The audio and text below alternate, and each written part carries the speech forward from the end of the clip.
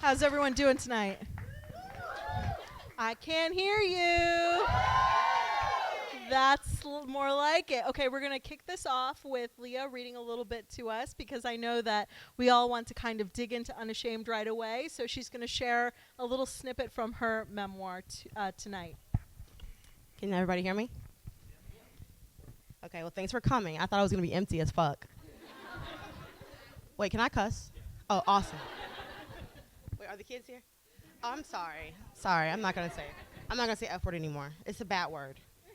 So I'm going to read, well, it was originally called The Angry Black Bitch. Of course, in editing, which they make you do, it is a part of another essay now. So here is going to be a little short reading.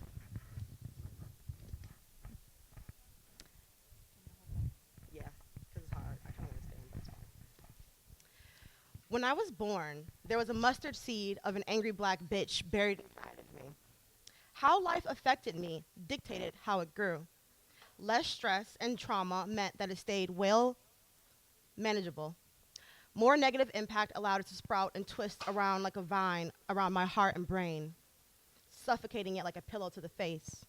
Seeing mom beat down by my brother's father, witnessing mom being handcuffed in front of a drugstore because she was stealing diaper rash ointment for my baby brother, the faint memory of being placed in the back seat of the patrol car, lying on my back upstairs listening to her argue with my father about his absence, being asked if I was a boy because I was fat and mom dressed me in shapeless clothing, having an abortion at 19, cutting off my nappy hair hoping it'd grow back more luxurious than ever before, being arrested for domestic violence, barely graduating from college, being racially profiled, discriminated against because of my religion, losing weight just to gain it all back, plus some, divorcing after almost a decade, being cheated on, tossed to the side like I ain't shit, taken for granted, used and abused.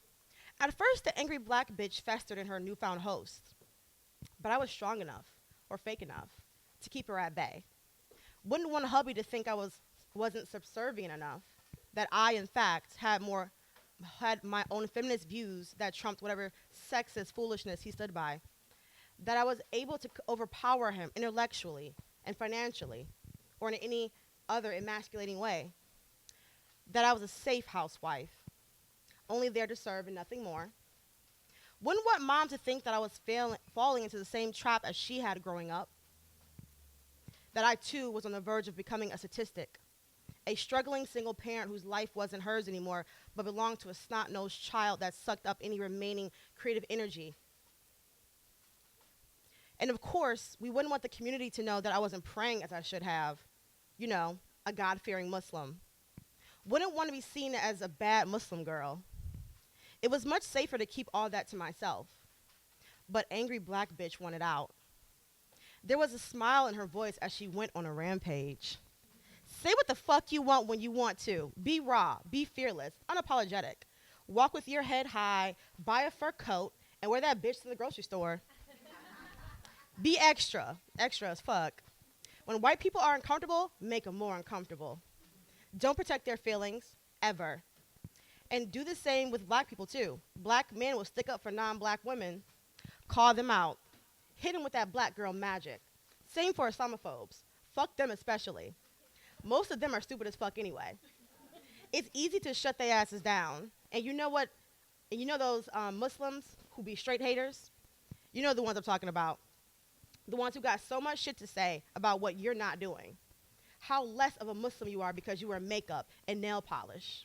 The hypocritical ones that sit there and hide behind religion, even though they have black hearts. Always clap back on them. After the pep talk angry black bitch and I had, when I invited her in, I was left empowered. Before that, people had talked to me any kind of way, embarrassed me in front of others, made me feel like I needed their validation in order to thrive, when the only validation I ever needed was from myself. I had made it to another level of consciousness after my divorce. I wasn't sure if I was woke or not, but it sure as hell felt like it. Angry black bitch encouraged me to know when to pick up and choose my battles, to speak up, to protect my sisters, to celebrate my body, my accomplishments, to say fuck no, to step out of my comfort zone and fucking live a little. She gave me hope when my marriage went down in flames.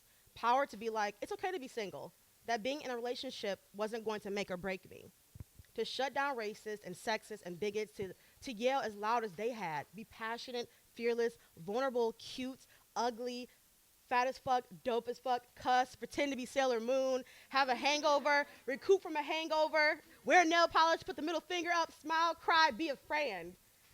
I learned in the process that there was nothing wrong with having a little angry black bitch speak her piece every once in a while, and that it was time to start writing a new chapter.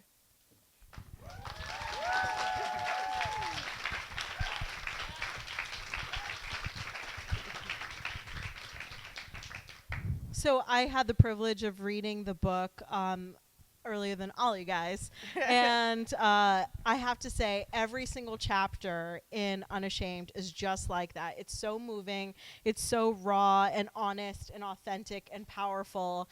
And I was reading it on a family vacation with like my conservative Indian family. And they're like, why do you keep smiling? And I was like, you have no idea. This is amazing. So to share with everyone here tonight who hasn't had a chance yet or the privilege yet to read the book, can you tell all of us in like a tweet or an Instagram caption, what is Unashamed about? Oh, wow. I know. Instagram caption. You Yeah. know I'm long-winded. I know. I was giving you a little room to like play. Don't do that to me. I'm just kidding. It's hard to encompass what it is in that short. Even like when I post about it on Instagram, it's always like sections of it. I can't just like, because it's so many things. And of course my agent told me to be, concise. Over there, shout out to Penelope. Hey girl.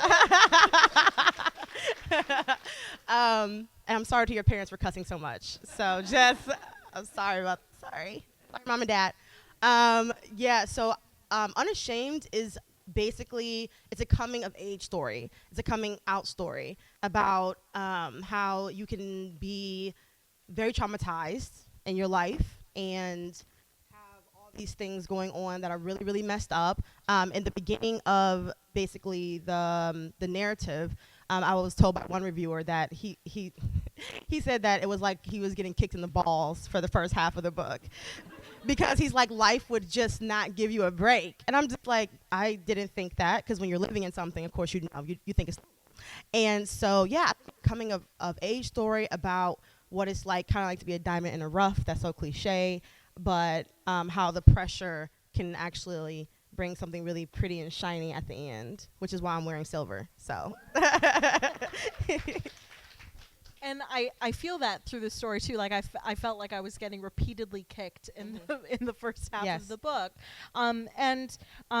In the story you write, I wrote this book to get it all out. I wanted to flesh out all the sins that were pent up inside me after years and years and years of being told to shut up, to be quiet, to stop talking. And after I finished the memoir, there are two things that I actually learned about myself in the process. The first is that as an Asian woman, as a fat Asian woman, I still have so much privilege. And I feel like all of us will learn something a little bit different, whether it's about privilege, whether it's about sacrifice, whether it's, about reflection. But I would like to know a little bit about what you learned in the process of writing in the story about yourself and about how you viewed your life. I think because there's so much going on in life, I'm trying to go back into what I learned initially versus what I know now, right? Because like when I was writing it, so just a little backstory about like how I wrote the book.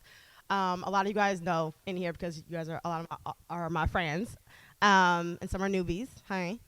And so I wrote this book. This is actually my fourth book that I wrote, right? And so the first book I wrote when I was 17, and it was trash. Like all of our first books It's are. all trash, like straight through trash, because I was trying to be somebody I wasn't. And then the other two books, they can still be edited, right? And this is the fourth book that I wrote. And this is the first memoir that I wrote. And I wrote it out of pure anger. Like, I feel like a lot of like writers would be like, yeah, I was just so inspired to write this because, I was angry at everyone. I had just got divorced. I was living with this guy who turned out to be really nice. This queer teacher, his name's Brian. We found each other off Craigslist. Shady, I know. And I'm like, is this guy gonna kill me? I don't know, but I have nowhere to go because I just got divorced and I have no money. And so I lived with him, and I just was his living room table, look out the window in Detroit, and I would write every single day because I was going to hurt someone or myself. And so I always tell people that words save me, like in multiple, and you'll see like in the book how it saved me, because I've definitely been in some really bad situations in there, including like, you know, that jail stint, which you can read in the book. And so, yeah, but I think that I learned initially was that how powerful I was, like putting all this painful stuff that I had buried, like for real buried, like in my gut, that was like locked away, toss away the key type stuff. I buried that, and to put it on paper was very, very empowering to me. So I'm like, you know what, you're strong as hell for putting this down. Now, I never thought I was going to publish it. So, and I think that's part of why it's so honest and raw, because you weren't worried about the reader. You were just trying to get it out of your system. basically. Yeah, and it really does feel like that. It's when I was reading it, it's just like your words are so powerful. And I was thinking to myself while I was reading it, like, would I be able to be this honest? And so that makes sense that you didn't know, you know, that other people would be reading the story. No, I did not. It was actually funny because like, so I've been writing for a long time, and I wrote this book, and I finished it, and I put it away. And I'm just like, because I was running out of money. I have 2 master's degrees, and in Detroit, the economy is shit. So you really can't get a job with like nothing. Like you have to really, really just be in it to win it. And I could not find a job, right? And so I was like, I can't afford to find an agent because I need to pay these bills. So it was like, find an agent or send out resumes. So I put the book away and started sending out resumes. And so I got a job teaching as a professor at a Caucasian community college, which was, and when I say by Caucasian, it was Caucasian.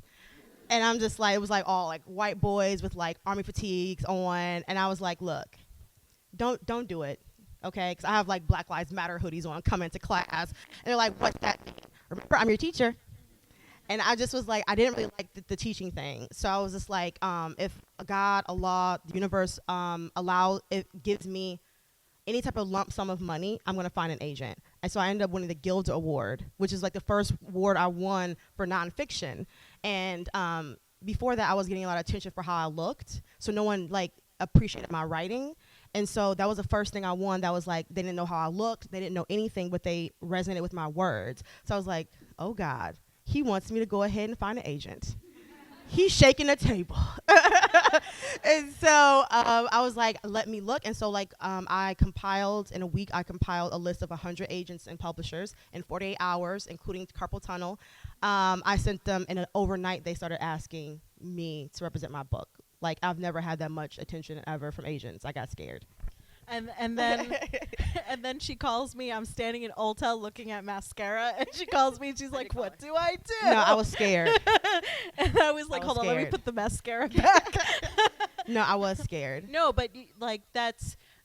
I think that you were afraid through a lot of the experiences in your story, but the powerful part of it is that you were able to just push through, and you didn't just survive, you thrived.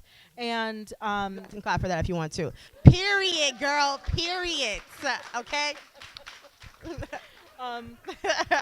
Flip your hijab, okay? Or hair. Greg, you can do it if you want to. Oh, okay. Come on, Greg. But going back to some of the actual essays in the memoir, a lot of my writing stems from my family experiences, my relationships with my parents, and a lot of the writing in your memoir relates to you know, your biological father who stole your tuition reimbursement check, and then you took him to court. And then, you know, your mom who she manipulated you. And I remember like there's one scene where you know, about there's one section where she cut off your phone, and you came home, and that was just another way for her to control you, and you had it at that point. And so going through those memories and writing those memories about your relationship with your family, not just your parents, but your siblings as well, how has that, and you talk a little bit about it in the book, but to share with us today, how has that really shaped the way that you view relationships today, now, in your life? Um, well, I mean, one thing. So it's going to be very interesting because I have to go to Detroit this week for a book release, and my mom's probably going to be there. She does not know that she's in the book really to that extent. Bloop. Oh, Jesus And Christ. I know. Are So you it's gonna be serious? it's gonna be really difficult. Honestly, It's like there's like literally half the book is with her mom. no. So the thing about it is, so when I wrote the book, I was very mad. Okay, and I was mad. So I was prepared to never see her again at the time I wrote the book because she was acting very interesting, and when I mean interesting, she was being mentally ill and not getting the help that she needed. And being very mean. And she did some things like throughout my divorce too that were very, very petty. And so I was like, done. So when I wrote the book, the context was that I was never going to see her again. So I have to deal with the repercussions of now that I talked to her, how that's going to be. My sister was like, are you going to tell mom she's in the book? I was like, not until this comes out. Because honestly, I can't. I have to market and do stuff. I can't be bogged down with emotional stuff. But I think that, so I will say this about my mom. She did the best she could with what she knew. And so I'm going to tell her that too, but for the record, because a lot of the reviewers are like, Leah's mom was mentally ill, and Leah's mom, and I'm like, okay, pause, Susan, okay, my mama, okay, don't talk about mama like that, no, but like, she, I feel like I did a good job of characterizing her in the book as someone who did the best she could. Like in the book, you'll see softer moments with her, but you also see moments that, I mean, it did happen. So I don't talk a lot about my siblings in the book, really. Not as much. Yeah, right? not really, because I'm not sure, but I don't really talk about them a lot. But I think the relationships, like mostly with my dad, who's a total douche and has no idea. I probably published a book because we don't talk. I haven't talked to him in like 10 years. But he's around care of my little sister very well, and I'm just like, oh, okay, great. I'm not shit.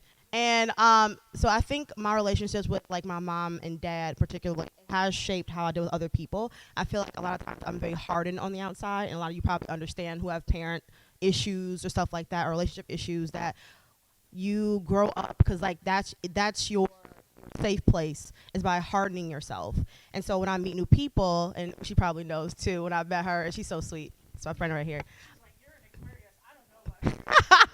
Like I'm very hardcore, and I think that's because the way I grew up is like I had to be hardcore to survive. And so now I kind of carry that to adulthood, and also like with the whole how my dad was and how I treat men now. Like I'm 32 and I'm like terrified of men most of the time, and people don't really know that. But I'm like, oh my God, like what are they gonna do? Because like I grew up with my mom being married so many times, my own father not being there or being emotionally abusive. So it's definitely shaped me. I'm working through those things. I do probably need therapy again. We'll leave it at that. And you know what, I think the honesty there about like needing therapy and like addressing mental health is in the book, and it's really important. I don't think a lot of memoirs and biographies really embrace it as much as I think they should. That therapy is a good thing. Mental health is just as important as physical health. So so I applaud you for talking about it, for embracing it in the story.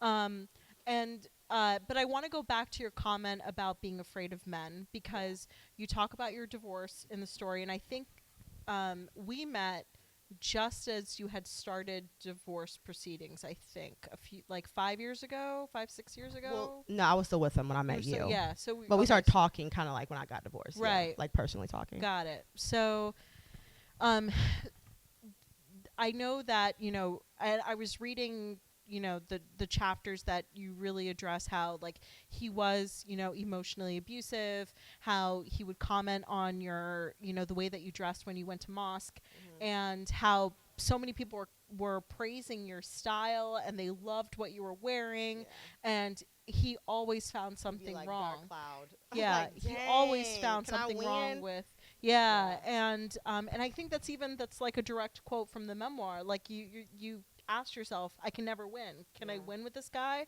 And now that you've the divorce is over, and right after the divorce, how did you start reclaiming your sense of identity through fashion, through style? And you address it a little bit in the story, but kind of talk a little bit about that, how you reclaimed your sense of self. Mm. So it was really difficult because I met him when I was 17. We got married at 19. And I was married to him for, well, we was together for like 10 years. And so basically I grew up with him. A lot of the story is actually, I mean, I think like the first, like maybe 1/3 of it is about him, but it was actually like half of the story was about him. And I think my publisher was like, oh, we don't want to bog this down with your relationship. I was like, we grew up together. So you can't just like take those 10 years away. Like we literally we're babies and we grew up. And so it was like for people who've been in like long-term relationships, whether it's like boyfriend, girl, like partnership, whatever, it's just like they become your comfort, whether they're dogging you or not, right? And you kind of deal with, he deals with your stuff, you deal with his stuff, and you're just like, well, I've been in it for so long, I'm losing if I lose this because I didn't put all this time into this man and da da da, and oh, now somebody else is gonna reap my benefits. Because like when I first met him, he couldn't even write a check. And I'm not even kidding. He could not write a check at all. Like resumes, interviews. Like I was literally took on the mother role, which like now I know as a 30-year-old black woman to never do that shit. To never, y'all can clap. And so when I took on that role, once you do it, it's hard to get out of it, right? Because now he's expecting it. And so we were like very codependent on each other. And so it was very interesting. Like, so for the dress thing, there's definitely a couple of stories in there. It's like, so I'm a Muslim woman, and Muslim women, there are like modest rules and stuff like that. And so I would try to like do a little bit of something. Anytime I would do something, especially wearing pants, he would flip his shit. Like if I wore pants, and like you'll see one of the stories when I wore pants to Eid, he basically went off on me, and it was really scary, honestly. And I'm just like, wow, just for wearing pants. And he's like, why can't you dress like my mother? And his mother were all black, and the veil and the gloves. I'm like, I don't want to dress like your mother. Like I'm not your mother. And so you'll see a lot of misogyny in Islam, unfortunately. A lot of people have said that I add to Islamophobia because I talk about Muslim men a lot and how much they hate me because I'm extra.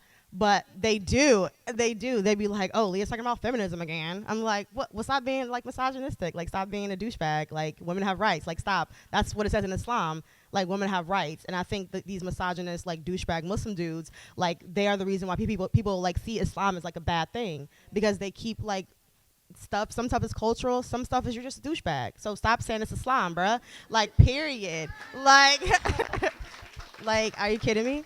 No, but like finding myself was really difficult because like I almost went back to him because all my friends were being cheated on at the time. Like all my Muslim friends, like it was normal for them to have stripper babies, or like babies with strippers, or like was on the street, or like sleeping around a mosque. Like that was normal. So I was just like, I was like the only one who got divorced. I was just like, wait a minute, maybe like it's okay for him to do that because like everybody else is it's happening to my best friend, so like maybe I'm just being extra. And my friends was like, no, you're not going back. I'm like, let me go back, it's safe and comfortable. They're like, no, you need to level up. And so I really love my friends for like kind of pulling me back when I wanted to go back, because like it was comfortable to be with him. Like that's all I really knew. And I didn't know the extent of abuse until I actually left. And I was like, oh, I was getting emotionally abused. Like, damn, I feel dumb. At the same time, I was still on social media talking good game. I was like, woman empowerment. Go back home and get emotionally abused. Like, dang it. Like, he'd be like, make me food, woman. I'm like, but I don't want to. He's like, do it now. I'm like, damn, I have to do it. I have to do this. So it was very interesting living like this dual life, which a lot of black women and Muslim women have to do, and women of color have to do. We have to be this way for white people, this way for these Code people, switching. this way Yeah. for me, and this way for your ghetto black friends. Like there's all different types of like roles we have to play, and white women get to kind of be right, Yeah. right, exactly. And so for the rest of us, we have to do all these different switching. And so it was hard to find myself, though. It was hard. But you face that kind of misogyny. You face that, and you address you address a lot of concerns you have with your religion. head on, and you talk about it, openly and honestly on social media, in your book. And I think that's, it's what I really liked about the story is that, as a Hindu woman, I also have problems with my religion and my beliefs, and how it's a lot of the time there's sexism. There's a lot of the time it's, the patriarchy raises its flag, and it's difficult to kind of find that balance. So, as a Muslim woman, how do you find your balance between addressing the hypocrisy in your religious beliefs, but keeping that as, a part of your core, a part of who you are?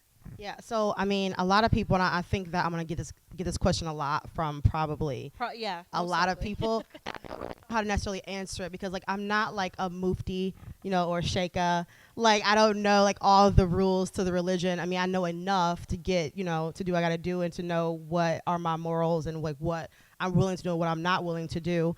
But I always tell people like don't like when it comes to religion, it's such a like a touchy topic, and everyone seems to have their answers and who's going to hell, who's getting to heaven, who's this, who's that, and it's just like me personally, I've always or try to be where it's just like I'm gonna do what's comfortable for myself. I am Muslim, but at the end of the day, I'm also a woman. I'm also a feminist. I'm also black. I'm also all these different things, right? I'm also messy, and I'm finicky, and so I'm all these things. Muslim is one of those things. I think Islam is a way of life, and that it's a beautiful religion.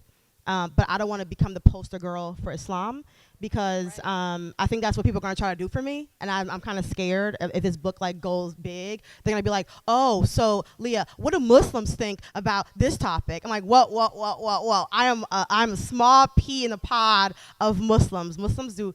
And come from all different, like I can't even count on my It's not a hand. monolith. You're right. Exactly. And so like that's the thing that I'm gonna be struggling with is like during the interviews and the press tours is like how do I answer that question where it's not they're trying to make this into a situation, because right now when you think about what hijabi looks like, you think about pastel wearing, size 2, 4, husband has a luxurious beard, they have 2 kids, they go to Dubai on the weekend, she has her little purse, scarf flying in the wind, she's praying, in one of her, how do you pray and take pictures? I don't know.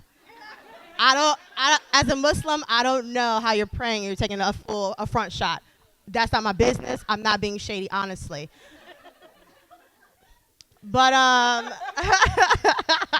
and so that's what you think of when you think about a hijabi, because the media wants you to think that it's a monolith. Like, okay, that's hijabi, and that's a Muslim woman, nothing else. But the Muslim community also perpetuates that stereotype as well.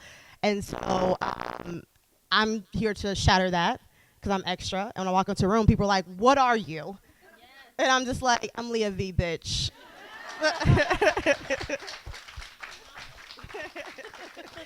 I love it.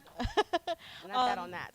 And no, but I think that it's so great that in the story when you're going through, like particularly the parts of the story that you go through these traumatic, terrible situations, you see that your faith is always strong. So you go through the abortion, you go through the arrest, and then you go through the really great stuff too, like the traveling through Europe and the photo shoot with Refinery, like and my favorite part, which was the viral video. Your faith is always like a strong part of it. And out of all of those highs and lows, though, the high and low experiences, looking back, which one, and this is probably a really difficult question to answer but I'm going to ask it anyway. Which one was one of the most meaningful experiences for you? Oh, like the good ones? Yeah, well, any of them. Like, because because you showed me through reading the story, even the negative experiences have resulted in these positive learning, these positive lessons, and the positive experiences have just provided enrichment for your life. So out of both the highs and lows, which one it has created the most meaningfulness in your life?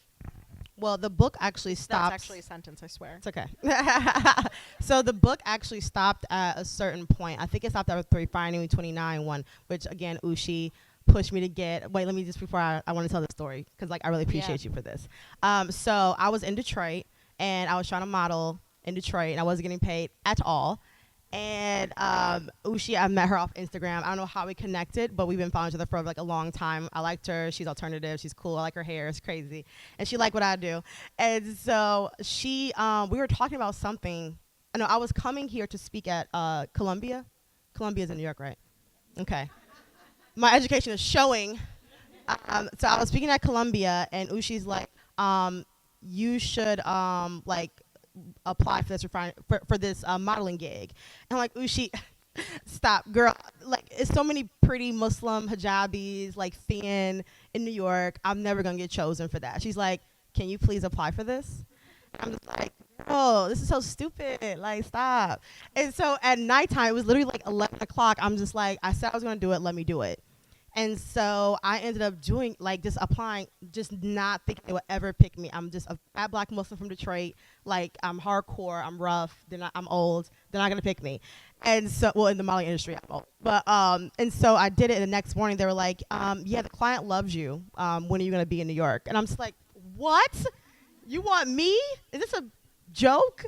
And I'm like, who's the client? They're like, Friday 29. And I'm like, oh, my God. like I think that honestly was like the catalyst to me like doing more modeling gigs and having the confidence for me to continue to like apply for We Speak Models or CESD because I'm signed to 2 agencies right now, including my literary agent. That's 3. And so like I never would have thought like that would have been a possibility without her like sending it to me and just being like, do it anyway. And so I think the Redefining 29 one was pretty major accomplishment because like everybody knows them and I'm like, you know, just like fat black and Muslim on set. Everyone else is like straight size women and I'm just like, what am I doing here? Even the other model was straight size and like white passing. And so it was amazing to be in a place that somebody from Detroit who comes from my community would have never like dreamed of being. So I think that was pretty awesome. Of course I have more, but no, and I really related to that story because in the essay, Leah talks about how like she was worried about her arms fitting into the sleeves, and I'm like, I got them Hulk arms. I so relate to this. Like I can feel this moment where like I'm always worried about the arms fitting in. Like when I go to these Indian boutiques and they make clothes for certain sizes, they're very loud about like, oh, we don't have clothes for you, and like your arms won't fit, and you need to tape down your breasts or something. So like I totally related to that moment, and I was like, what's gonna happen? But the assistant, I guess, who was helping you, she straight up took scissors and cut those sleeves off. She cut that boy. She wasn't playing. She's like, we could take care of this. I was literally like, I love this. I was literally like a T-stance. Because like, if your arms can't fit, you can't put your arms down. So I was in a T-stance the whole time. And I'm like, this is not going to fit. I'm feeling very self-conscious, and I'm just like, it's over for me. It's a wrap. And she's like, girl, stop. She cut them scissors out, cut them arms out. I was just like, I can't model like this, but I can model like this. And so I basically just modeled from the front, hit you with an angle, like boom, boom. And yeah, but it was embarrassing to walk around New York, in the winter with the arms out. But the pictures turned out amazing. And I'm just like, this is, I wish that retailers would make clothes bigger. And even like, cultural stores that sell like, cultural outfits, they're really bad. Terrible. They're really bad. Because I know like in Michigan, there's this place called Hamtramck, and like there's this, I think it's like a Yemeni or Pakistani store, and they sell like overgarments. Them boys be tight. I'm like, what? I'm trying to dress like, Islamically, but them boys is tight. Like I can't even, it's like a body count on me. Like I'm trying to be halal, and y'all playing game. I'm trying to be zabiha, and y'all hit me with the tightness everywhere. I can't do it, I, like when I was shopping for wedding clothes, like I just got married in January, and when and when I was shopping for wedding clothes for like my wedding in January, I went into like all these Indian boutiques, and like the room would be crowded, and the women would stand behind the counter, and they'd be like, "Is it for you?" And I'll be like, yeah, it's for me. And they'll be like, they'd yell across the room, this crowded room, we have someone who's like 2X here. Oh wow. And it would just be like horrible. So I completely understand the need for, especially like ethnic wear. It's just unbelievable. But I want to end on my structured questions on a positive note. So you talked about Wilkes. We have some Wilkies in the house. We do. Hey. And how your mentor at Wilkes, Taylor. No, he couldn't be here tonight. He's amazing. He's amazing. And you talked about how, he tried to encourage you to write the memoir, and you said, you didn't want to out your family, and in writing fiction, your secrets were safe. Yeah. And are you going to... What's next for Leah V? Are you writing a follow-up to Unashamed? Are you writing fiction now? Like, tell us what you're working on creatively. Yeah. So actually, it wasn't Taylor that said that. It was somebody else. Was it Taylor? Were you speaking with Taylor? I was, but like that particular part, it was another teacher that I can't remember his name. And I feel bad because he's so prevalent in my life. Oh, so you put Taylor's name in there? No. No. Trying to out me, girl? No. It was like, no, but it was another person that did it. But no, Taylor was also mentoring too. But that particular moment was another teacher. Got it. Okay, so that's my bad. No, he was a nonfiction teacher. I can't remember his name. Yes, Kevin Otterman. Yes, thank you so much, Dawn. I remember him. It was so funny. Like Kevin, not Taylor, guys. I said Kevin. Yes, Kevin. But Taylor's also prevalent in my life. Sorry. No, it was really funny because like I was married, like bad dresser, all the bad eyebrows, the whole situation. And I took a nonfiction class at Wilkes because I had to. They forced me because at Wilkes you have to take and then another one that you don't really care for. And I don't like poetry, so I was like, fuck that. I didn't want to do screenwriting or playwriting because ew. And so the other one was nonfiction was left. I'm like, oh, yuck, it's going to be so boring reading like white old men. Ew. And that's the first time I ever read like black literature. And Kevin Otterman, who's very white, he was like, all these black literature. I'm like, this exists? And so at the end, and like it's funny because it's also in the book too, or like I think in one part. But he was like at the end of your Wilkes program, it's the Lowe's Reds program, you have to meet up with your instructor. So I was cracking jokes the whole semester. He never not once laughed. And I'm just like, I'm going to get this guy to laugh. And so he sat across from me at the Starbucks. And he's like, Leah, like your nonfiction writing is something that I've been in this industry for 20 years. I've never seen anything like it before. The way you characterize your mother, it's phenomenal. And I'm like, okay. And so he's making me nervous. I'm just like, so did I get an A or no? He's like, yes, you passed the class, but I want to, he's like, I bet my whole career that you will exceed in nonfiction. And I said, Kevin, listen, sir. I don't do that. I'm not going to out myself. I'm not going to out my family. I'm not going to out my ex. I'm not doing that. He's like, okay. He actually cracked a smile. And so, like, that is, yeah. So I told him that, like, when I went to Wilkes last time, like, that. And he was like, I knew it. But so what's next for me? So I actually was writing, I have a YA dystopian novel that I wrote prior to this, as you know. And I do want to try to get that published, but at the same time, I do want to write memoir number 2. I actually wrote an essay and a half, in which got lost because I dropped my laptop yesterday trying to dance to Ariana Grande. It fell off the dresser and then damaged the hard drive, so that's lost forever. I know. It was only an essay and a half. Writers out there, please back up your work. I've been told this 80 times and never do it. But yeah, so like I don't know. I feel like I want to do memoir, but also want to do I want to do fiction because like fiction is like my original love, but people love my nonfiction. So I'm still torn right now. My agent's gonna help me figure it out. That's awesome. So can we give Leah a round of applause, please? Okay, so it's that time. Before I open it up to audience Q&A, I'm going to warm you up with a couple round robin questions. So they're rapid fire. Oh goodness. We got to get you on your toes. Okay, are you ready? No. Okay. We're going to do it anyway. Okay, let's do it. Favorite dessert? Cake. Okay. Most promising designer. Christian Siriano. Okay. Uh, best book you have read this year. My own. Lies. Dream modeling gig. Ooh. Vogue. Ooh, that's good. And favorite Indian American romance writer? Fahima. I'm just kidding. No, you babe. Always. Nisha Sharma. Okay, now we're gonna open it up to questions. You guys We have a lot of mic questions. in the back. So before you ask, Yeah. just wait for the mic to get to Oh you. Lord, what does he want? Can you come up here? So Because we You might got have one up to here. rely on passing. That might be the Oh. fastest option. Or do you know at what? I'll this give you. point. I'll give him my mic. Okay. oh God. No, this is a serious question. Okay.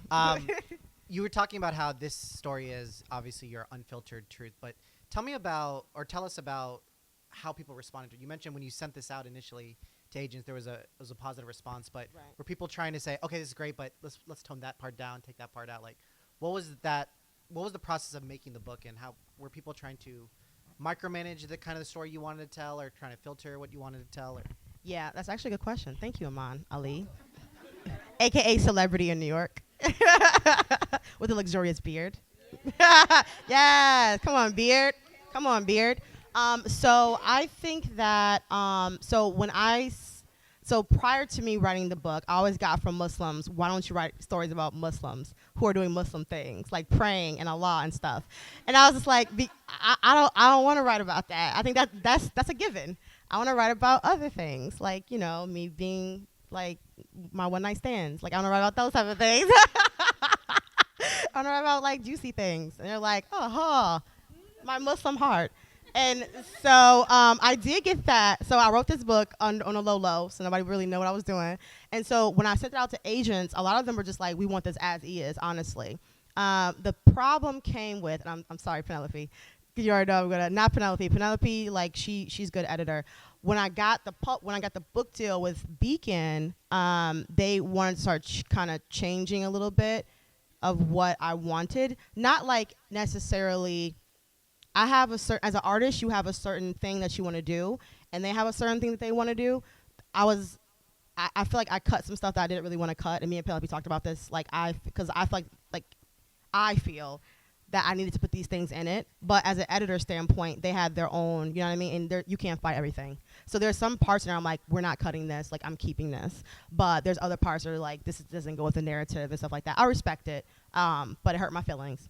But yeah, I think, yeah, it's just interesting once when you go from like self-published to like now have a whole corporation backing me and people putting money and shit into you, like you kind of have to be fluid with your processes and kind of pick your battles. And so it was a very interesting process. I did a lot of crying and a lot of cussing. Like I called my friend like, girl, they trying to make me cut something again. They was like, fire them again, girl, fire them. I was like, girl, I should.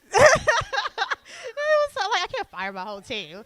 Yeah, they made me mad a couple times. But I think overall it's a great product. And yeah, but I mean, the process is just that. It's just like you have some people that want to change it, some people who want to, stay true to it. But I think overall the themes are true to what I wanted, which is raw, gritty, and pretty. Yeah. Thank you. Hey. Hey, boo. Assalamu alaikum. Walaikum salam. You look amazing. Thank so you. proud of you. So I have a question.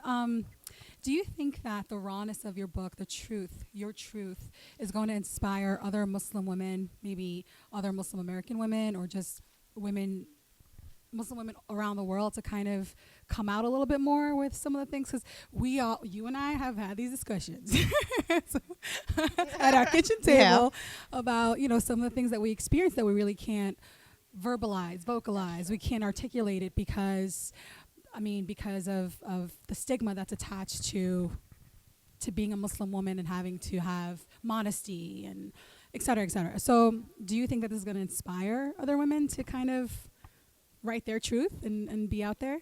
Yeah, I'm a little scared about what it might do actually for some people, because some people are like hungry for like that flame, that spark. They're like, say one thing and I'm hitting it. And so I'm a little afraid about like what it might, some of the rebellion it might cause, because I get pretty raw in it. I think, and a couple of us have talked about when you wear hijab like on your head, it totally changes everything. Like you're no longer anonymous. You know what I mean? People hold you to these standards that the community has set forth, the media has set forth, that the religion has set forth. And it's like you can't, I feel like a lot of us have to put on a kind of a show. We feel like we can't cuss in public because, oh, you a hijabi? Why you cussing? Right. You're not supposed to cuss in your religion. Right. And you get these things, like you go to a party. Like and I think that is actually in a story where I went to the club and I was like, it was my non-hijabi days. Well, I was still a hijabi in the daytime, but at nighttime, you know what I'm saying? I was like, floop, in the car. And like so on my ID, I have hijab on. And so he looked at it, looked at me. What you doing here? Where's your scarf at? I said, boy, you let me in this club and quit playing with me. I'm of age. Let me in this club. And I'm like, I can't get away from my hijab. Like, it's always like, doesn't matter where I go, So we I'm going to carry be a the hijabi. religion. Yeah, we And carry so the I religion. think that is going to, I want people to feel like they can be themselves. I don't want people to live, and I think now with like all these conversations that are being had about identity, I think it's important for everyone to feel like they can feel represented. They can feel like if they like to do things they want to do, that they can do them without all the extra stuff that's added to them, like without being disowned from your family or like divorced from your husband. Like, why can't I do some things? I'm not saying like be out here all loosey-goosey.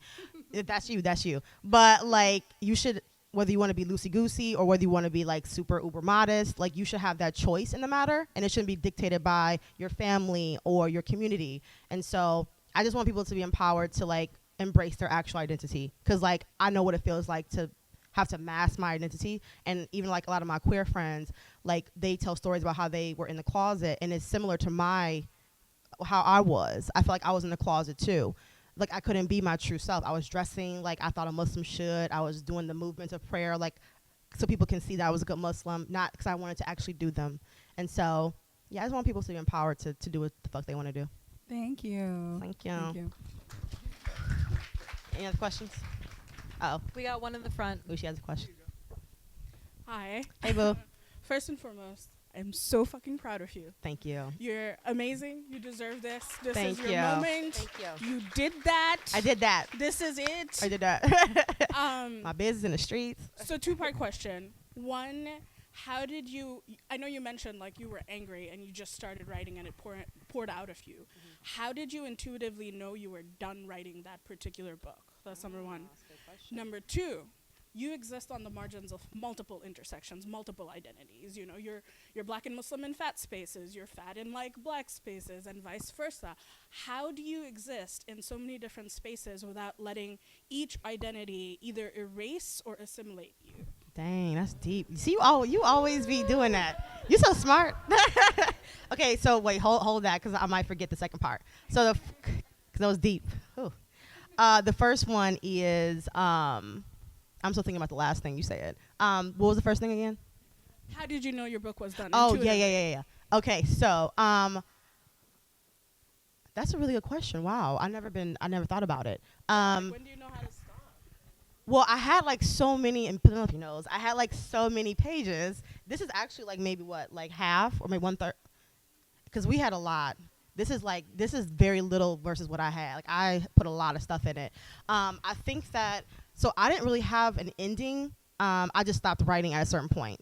Penelope helped me, because like when I got her as an agent 2 years ago, she was like, well, you've kind of blown up in the last year, so can like maybe add some more stuff about like some more stuff that you've done that kind of went viral, stuff like that. So that's how we ended it, with like her with the suggestions of like, you kind of went viral for this Muslim girl dance video and you've done Redefining 29, add some more stuff so it kind of feels like a complete book.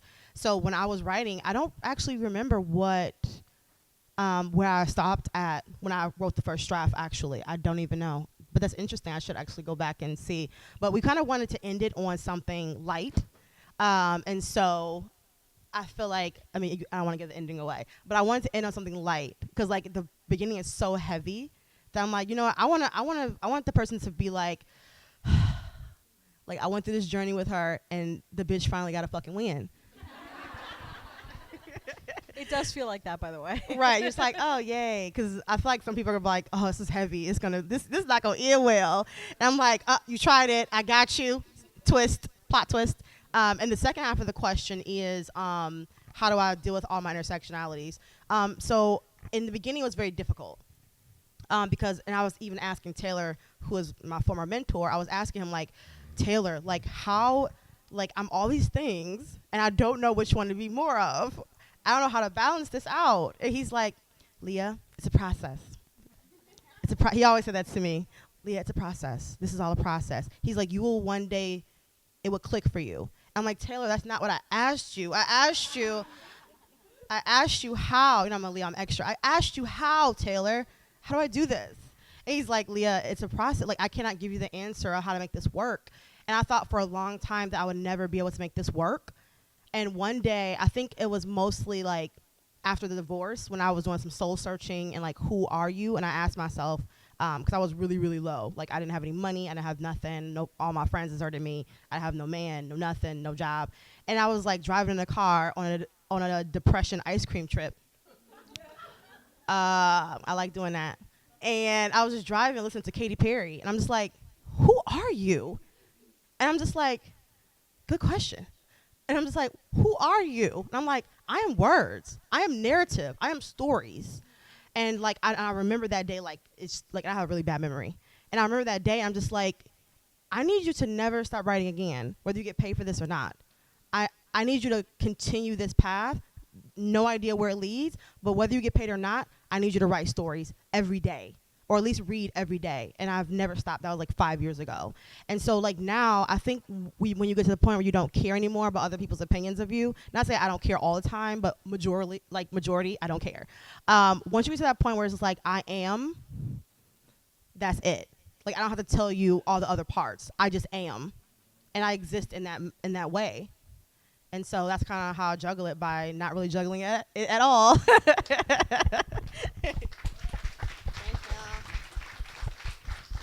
Any other questions? We have time for one more question. Oh, just one? Oh, okay. Okay, well, I mean, okay. Oh, okay, One so or- maybe one one or or two, two. yeah. All right, hey girls. Hey, boo. So proud of you.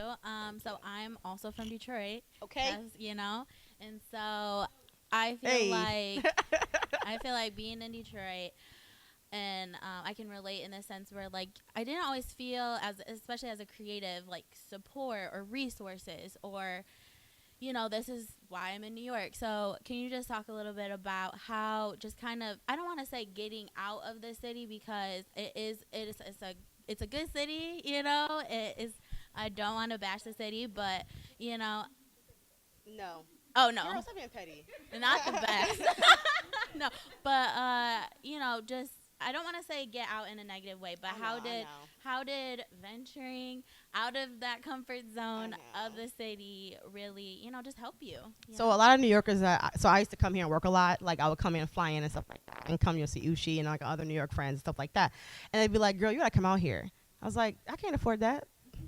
And so I was like, they'll all be like, "Leah, you need to come out here." When I came out here for real, I was like, I never should have came here. And the reason why is they all lied to me. It was just like, girl, you need to come out here. It's great. It's a lot of opportunities. And I was like, okay, cool. So when I come off the plane, I'm finna get all type of like, didn't happen. So I was just like, I'm in New York living off a credit card. How, Sway? And so, but like now that I'm 6 months in, and have a good support system of like friends here who like we have our foodie group in here, okay, who's held. I call Zuleha. I was like, what do? I want to leave now. Detroit is comfortable, but it's not the place to be for Black creatives. And the reason I'll say this, because I'm not trying to bash my city, because Detroit made me, like 100%. Everybody in Detroit, we know it made us. But at the same time, you're in Detroit too, okay, hey. And so the problem with Detroit is going through this weird thing with gentrification, which is everyone's going through right now. But the thing about Detroit is like it's very segregated. And people don't really know that unless they actually live there. Then they have this thing in Detroit where it's just like they have the two parts system. They have the white people who come from LA, New York, in a suburb. And then you have the Black people who are kind of cliquey and don't really want to give resources and don't want you to come up. And I'm right in the middle. I'm just weird. I'm just out here trying to live my best life and trying to like connect with people. And you get like, you know, the up and who are you? And then you have companies who will pay a white male or woman from the suburb or New York and LA before they pay somebody who's been there for 20 years doing the same exact, if not better work. And I'm like, okay, so I can't thrive here anymore. I never wanted to leave Detroit to come to New York. New York is very difficult to be. I've cried on subway. I've been lost. I've been stuck on platforms, crying, didn't know where to go, had to pee, very uncomfortable. And this city almost like broke me, and a lot of you all know I almost left like many times. But at the same time, New York, also the people here are willing to give you the time. And I've noticed here is that you guys are real as fuck. You guys hustle 3 times as much as Detroiters do. And they're also willing to give you the time of day. I don't care if they have 1 million followers versus 200 followers. I don't care if they own a business versus intern. They will meet you for coffee. They will squeeze you in. And I respect that heavy. And so, like, I've definitely integrated into New York culture because I also had the same thing, but in Detroit. And so I tell people all the time, if you want to move from where you are to somewhere else, this is the most difficult place to be. But at the same time, it's like it will teach you how strong you are. It will teach you. Girl, I've seen the biggest roaches ever.